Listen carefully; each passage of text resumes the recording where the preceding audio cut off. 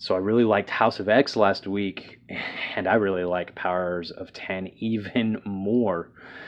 Really good stuff. Great world building, great characterization, and it's building up to something big, and you can feel it happening already. There's a lot of things to like about this book, but I'm going to be really honest.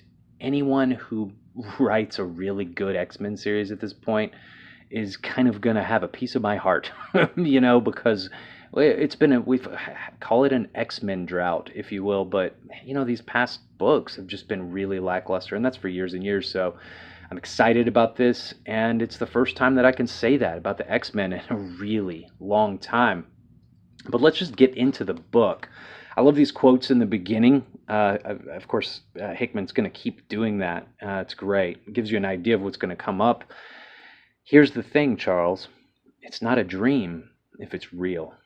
And that's Moira McTaggart. Of course, she's great. She, is in love with Xavier. Brilliant scientist. She's actually into science and not the science. If you don't know the difference between that, then you haven't read many Marvel comic books in the past 5 years or so. So this is great. You've kind of got an explanation of why this book is called Powers of 10 and not Powers of X. Because it separates the 4 different time zones that we're going to be looking at in this series. And the very first one is year 1, the dream. And of course, it just shows Xavier normal. And then it says year 10, the world. And this is actually the time frame that House of X was set in, the last book. And then we go 100 years into the future, and you see, oh, Powers of 10, I get it. And it says X squared there. Year 100, the war. Really cool. Year 1000, Ascension. So you see a carnival, and Xavier's walking. He has a seat. Moira walks up. You don't know it's Moira, of course. She says, "Good afternoon." And the same to you. Are you enjoying the fair? They begin talking. She says, "In my case, I was just walking through the fair. Past the caged beasts and the games of chance. Past the fortune teller selling his wares. And my eyes peeked up at this because, again, I enjoy the as kind of esoteric stuff. This was really cool. It says, "See the magician, the metal metamorph, the great sword, and the girl with one foot in 2 worlds." And you know that they're talking about someone here, and you just don't know who. Now, traditionally, these cards themselves, the magician, it was someone who had all of the resources that they needed in order to accomplish some sort of goal, but they had skills. They had a leg up, so to speak. That's what the magician is, someone who has mastery over all elements of the world. So that's cool. And then the tower, that card, see the tower, the axis, the pillar of collapse and rebirth, the monolith of ascension. And I thought that was really interesting. Traditionally, the tower is the crumbling of the world. Some people will even call it the death of God, which means, the death of everything that's good that you believe in, The devil next, it says, see the devil, the red god and the lost cardinal of the last religion. And it looks like a red nightcrawler on there, doesn't it? And of course, we're going to get to that. Even his toes look like nightcrawler. So, they're talking about people here. You just don't know who they are, right? So continuing, Moira says, then at the far end of the fair, I saw you sitting there. And I thought to myself, there he is, what I've been looking for. That's sweet immediately. Like I said, she's in love with him. And, you wouldn't know that if you've never read any X-Men, of course.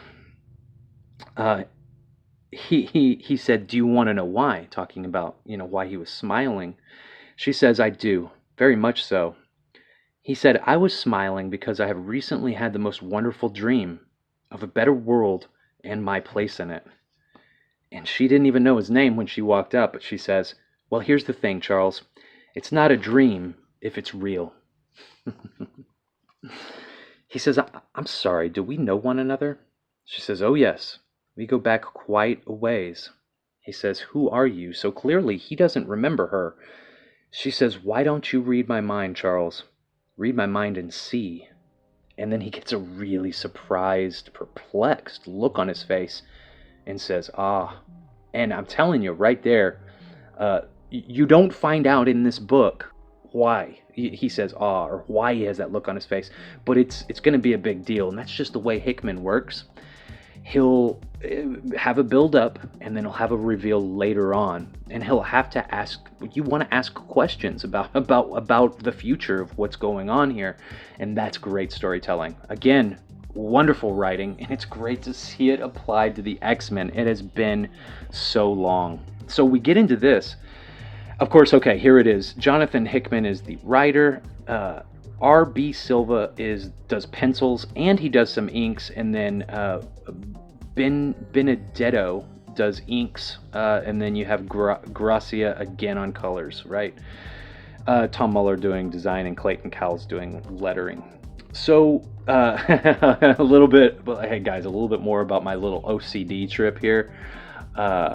So I figured out it's easy because look, you're looking at powers of 10, right? And so clearly POWERS powers of 10. There you go. So it was easy to decode this, and like I said, I got a little bit of OCD, and so I kind of wrote out the code a little bit, and at least most of the letters, to where I can't read this, but I could look at the code and figure out what it says. Once you got those figured out, from there it's pretty simple. So it's issue 1 is all that says, ONE. Good times. I really like the whole cipher thing. That's really fun. So it opens up, and gosh, I like this. This is year 10 years after the X-Men supposedly is formed. So that's right now, and they're at Krakoa, the living island.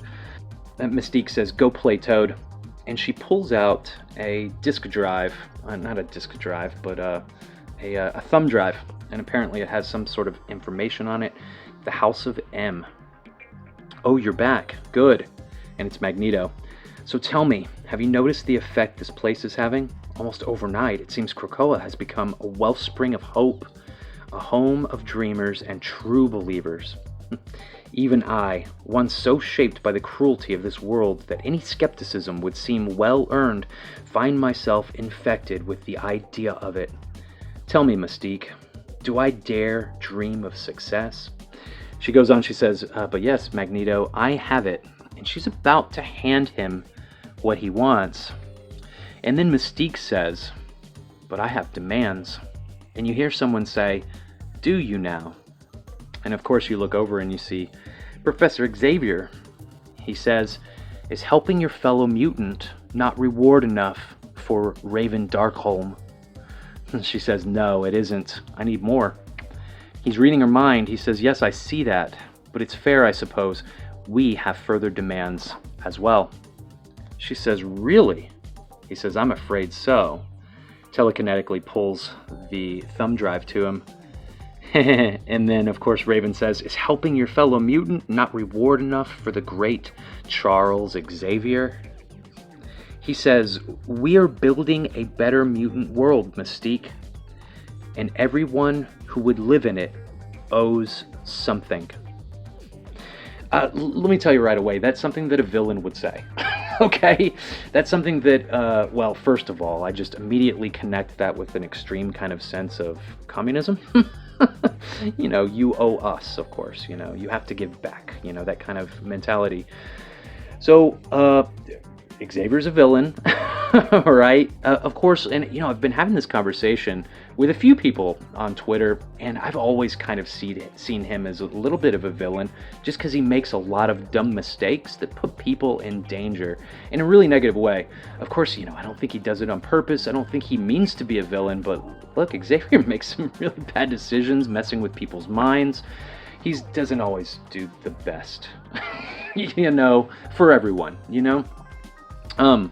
So look, I'm not going to get in tons more into this, okay? I don't want to go through the entire book and give away a lot of spoilers. This portion here is really cool. They even call it here at the beginning, the war, and that's really it.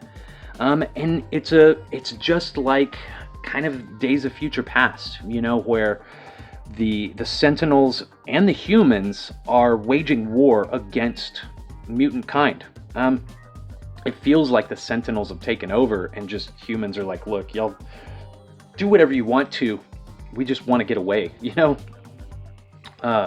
So I really like, again, there's so much to like about this book, and this is where you see those new mutants that are kind of their characters are shown.